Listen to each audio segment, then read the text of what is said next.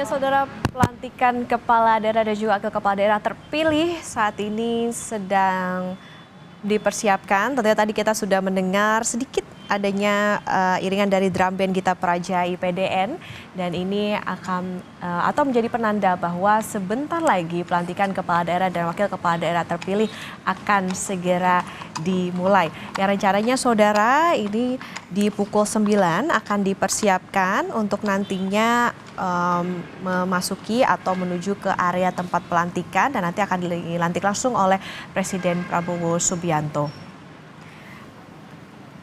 Rencananya pada pukul 9:15 waktu Indonesia Barat, kirap akan dimulai dari Monas menuju ke kawasan Istana untuk nantinya mengikuti pelantikan kepala daerah dan wakil kepala daerah. Tentu ini menjadi suatu prosesi yang dinanti-nantikan Saudara, karena ini untuk pertama kalinya kepala daerah dan juga wakil kepala daerah dilantik secara bersama di Istana Negara. Ada 961 kepala daerah dan wakil kepala daerah terpilih yang hari ini akan mengikuti prosesi pelantikan di Jakarta. Tentunya setelah pelantikan ini, para kepala daerah dan wakil kepala daerah masih akan mengikuti prosesi berikutnya, yakni adalah retret di Magelang pada 21 sampai 28 Februari 2025. Semangatnya tentu adalah untuk bisa memberikan pembekalan dan persiapan untuk para calon pemimpin daerah ini dalam nantinya menjabat. Dan inilah Saudara situasi terkini yang bisa saksikan di layar kaca Anda. Di sisi kiri adalah di kawasan Monas Jakarta dan sisi kanan adalah di Istana Kepresidenan Jakarta. Dan tentu dengan adanya prosesi pelantikan kepala daerah dan wakil kepala daerah terpilih ini, Anda yang beraktivitas di atau melewati kawasan Monas Jakarta perlu untuk memperhatikan bagaimana pengaturan ataupun rekayasa lalu lintas yang diberlakukan. Ya Saudara, kita akan lanjutkan dialog bersama pengamat politik sekaligus Direktur Eksekutif Algoritma Research and Consulting Aditya Perdana dan Direktur Eksekutif Komite Pemantauan Pelaksanaan Otonomi Daerah atau KPPOD Herman N. Suparman. Saya ke Mas Herman, kalau tadi dikatakan bahwa retret ini bisa dibilang ya ini jadi plus minus lah gitu ibaratnya di tengah situasi efisiensi. Mas Herman melihatnya, karena kalau dari Mendagri mengatakan bahwa ini sebetulnya ada plusnya nih, bahwa ini bisa membuat kepala daerah ini semakin kompak begitu untuk nanti menjalankan pemerintahan. Ada sisi plusnya lagi nggak sih gitu selain tentunya menjaga kekompakan antar pemerintah daerah? Ya sebetulnya yang kita lihat selama ini terutama bagaimana menjaga kata kunci tadi soal orkestrasi gitu ya. Misalnya itu diturunkan di dalam beberapa peraturan perundang-undangan soal kerjasama antara daerah misalnya. Nah kita harapkan dengan momen retret ini gitu ya, di mana nanti mereka berkumpul di Magelang, ada peluang-peluang di daerah masing-masing yang itu bisa dikerjasamakan dengan daerah yang lain gitu ya, karena yang kami lihat sebetulnya dalam konteks otonomi daerah itu tidak hanya bicara kompetisi antara satu daerah dengan daerah yang lain, tetapi juga kompetisi gitu ya, kooperasi gitu ya, kolaborasi antara satu daerah dengan daerah yang lain. Nah, kita harapkan dengan retret besok gitu ya, di sela-sela mereka mendapatkan pembekalan atau berdialog dengan pemerintah pusat, mereka juga bisa mencari peluang-peluang kerjasama gitu ya, antara satu daerah dengan daerah yang lain, di mana mereka nanti misalnya kerjasama terkait dengan perdagangan, terkait dengan infrastruktur gitu ya, atau misalnya dalam konteks Jabodetabek gitu ya, kita di Undang-Undang DKJ kemarin ada kata kunci itu soal aglomerasi gitu ya. Nah, hal-hal serupa juga terjadi misalnya untuk kota Surabaya dan sekitarnya, Jogja dan sekitarnya, Makassar dan sekitarnya. Nah, ketika mereka dikumpulkan dalam satu tempat seperti ini, yang kita harapkan mereka juga punya kesepakatan informal lah antara satu daerah dengan daerah yang lain gitu ya. Itu yang kita harapkan gitu ya. Kemudian yang kedua, dengan retret ini gitu ya, para kepala daerah juga kita harapkan tidak hanya melihat pembangunan daerah itu di dalam daerahnya sendiri, tetapi dilihat dalam perspektif kawasan gitu ya. Karena selama ini kan pemerintah pusat selalu dorong soal penurunan inflasi ya. Padahal kalau kita bicara inflasi di daerah itu sangat terkait juga dengan rantai posok dari daerah-daerah yang lain. Nah, karena itu kita harapkan juga di dalam retret ini para kepala daerah itu mesti melihat pembangunan daerah dalam perspektif kawasan tadi itu. Apakah di daerah satu kawasan tertentu, misalnya di Kepulauan Maluku gitu ya, Maluku dengan Maluku Utara bersama Papua gitu ya, Sulawesi dengan sekitarnya, atau Sumatera gitu ya. Ini yang mereka perlu bangun bersama di dalam retret itu. Karena itu kita harapkan juga kepada pemerintah pusat gitu ya, bahwa yang mereka berikan besok itu bukan hanya program-program tertentu dari setiap kementerian dan lembaga, tetapi bagaimana mendorong kerjasama antara satu daerah dengan daerah yang lain ini. Gitu, Mbak.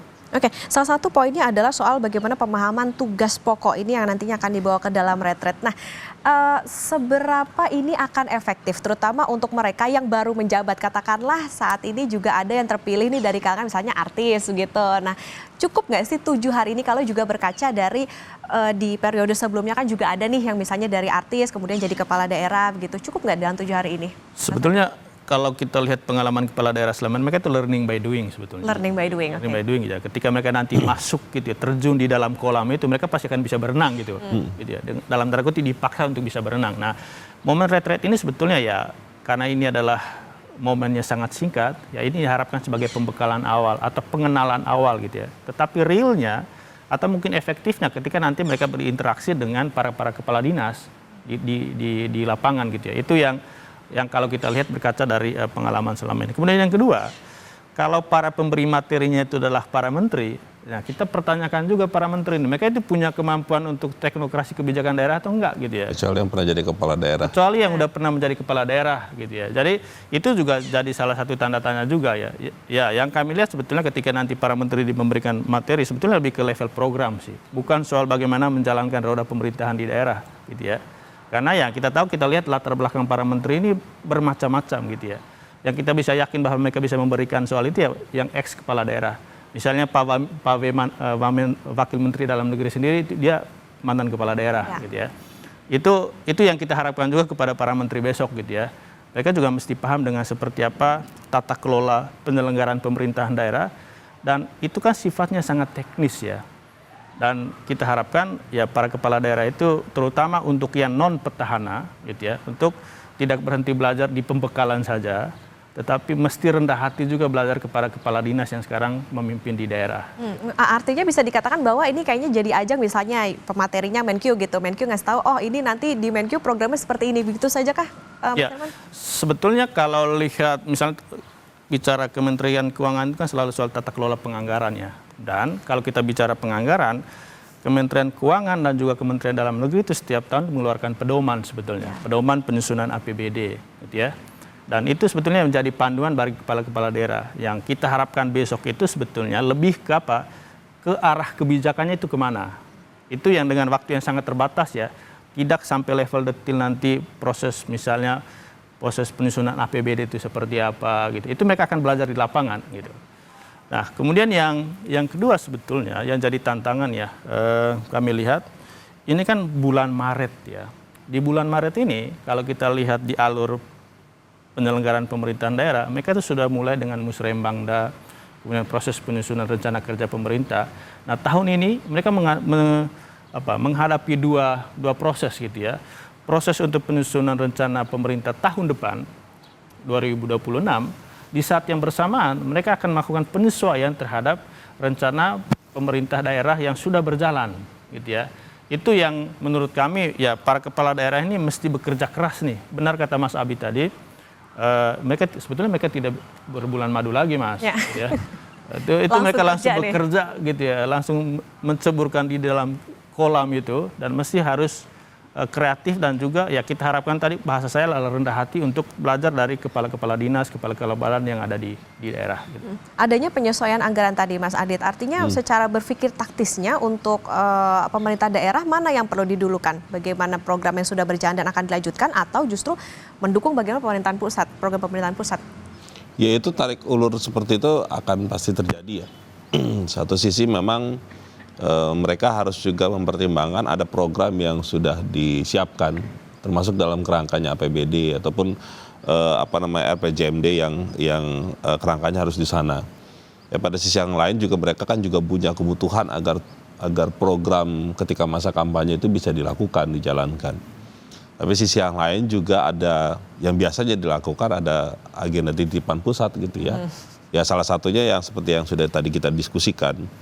Nah, bahasanya tadi Mas Herman adalah mengorkestrasinya itu juga tidak mudah juga gitu. Jadi Saya merasa forum di retreat itu dalam konteks tadi ya, seharusnya juga kepala daerah itu bisa saling belajar gitu ya, bukan kemudian aspek teknokratisnya yang kemudian mereka harapkan dapat belajar dari sana, tapi juga soal bagaimana manajemen tata kelola pemerintahannya, dan itu kan misalkan bagaimana dengan hati gitu ya, terus kemudian bagaimana pendekatannya juga jangan kemudian sangat teknokratis, berhubungan dengan mereka kan pemilihnya, masyarakat itu kan pemilihnya.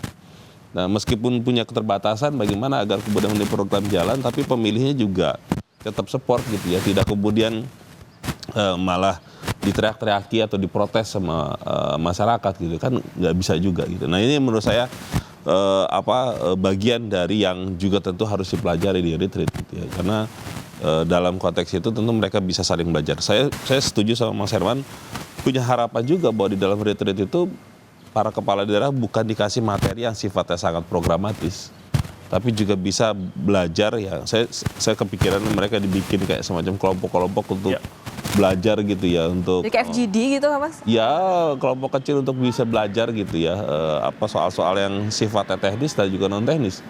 Berhadapan DPRD misalkan, kepala daerah memang kuat gitu ya, secara kewenangan dan juga powernya gitu ya.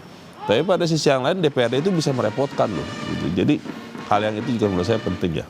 Nah itu tadi Mas Herman, tapi kalau kita lihat kan kalau misalnya retret waktu kemarin saat kita berkaca ke saat menteri dan wakil menteri ya, ada pelatihan fisik juga nih. Nah itu gimana? Apakah penting juga atau perlu juga nih kepala daerah?